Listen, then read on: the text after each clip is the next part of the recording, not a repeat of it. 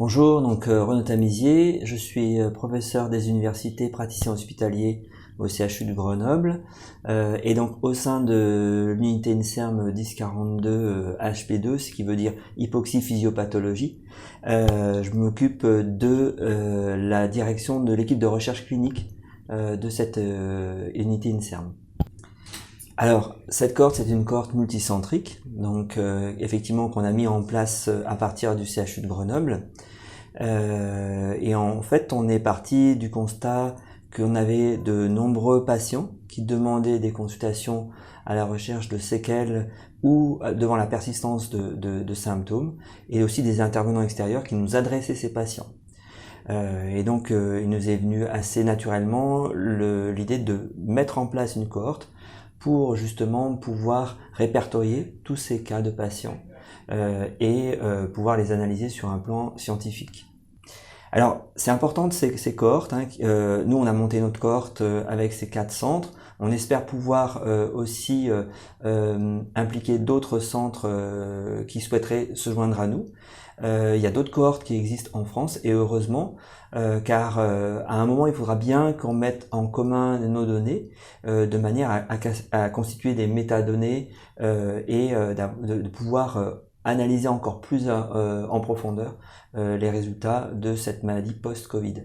L'étude est ouverte depuis un peu plus de 15 jours, donc uniquement le centre de Grenoble pour l'instant a inclus des patients, et on a une vingtaine de patients déjà inclus dans la cohorte, avec une liste d'attente de 130 patients rien que sur le site de Grenoble. Les sites de Bobigny et Créteil ont été autorisés à inclure depuis vendredi, donc quelques jours en amont, et le site de Nancy devrait être autorisé à démarrer la recherche dans cette semaine. Il faut dire que ça paraît quasiment inespéré en aussi peu de temps d'être arrivé à monter la cohorte, trouver les financements et obtenir toutes les bonnes autorisations pour faire de la recherche clinique dans ce contexte. L'avantage d'une cohorte, ça nous permet d'étudier de nombreux paramètres sans perdre trop de puissance.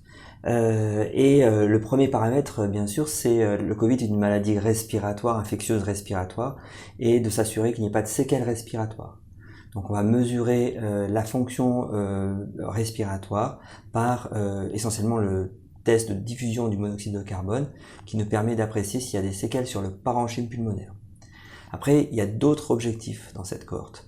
On est une unité de INSERM qui recherche sur les pathologies du sommeil, et bien entendu on met le sommeil comme point d'objectif à cette cohorte, en regardant à la fois la présence ou non du syndrome d'apnée du sommeil, comme vous savez, a été mis comme facteur de risque de la pathologie Covid, pour voir si ces patients ont un syndrome d'apnée du sommeil, mais aussi les patients ont été fortement marqués, ont eu un stress important, et on s'attend à trouver beaucoup de patients qui vont présenter un stress post-traumatique et des troubles du sommeil, de l'insomnie, des difficultés à s'endormir.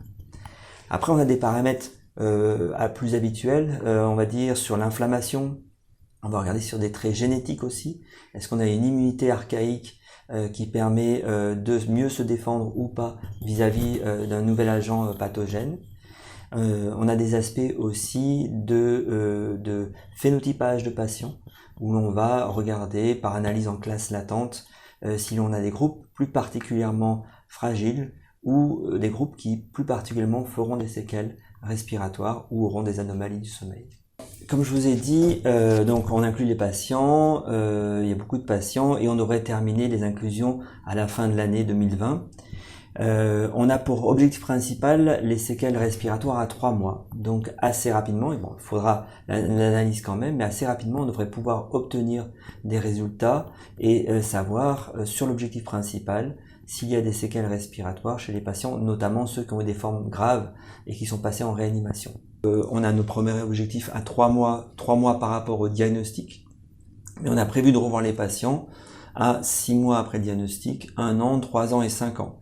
Ce qui nous permettra à la fois d'accompagner la cicatrisation des patients et de voir leur évolution, mais aussi éventuellement de voir des séquelles à long terme de patients qui apparaîtraient à distance de l'épisode.